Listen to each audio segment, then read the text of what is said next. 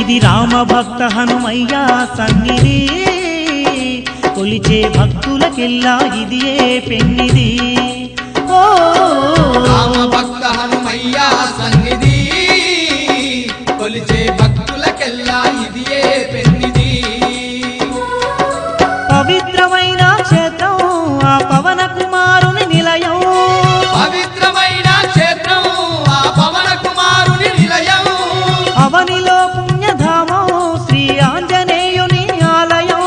అవనిలో పుణ్యధామం శ్రీ ఆంజనేయుని ఆలయం ఇది దీన జనులను ఆదరించే క్షేత్రం దివ్య సుందరుడైన మారుతి మందిరం ఓ రామ భక్త హనుమయ్య సన్నిధి కొలిచే భక్తులకెల్లా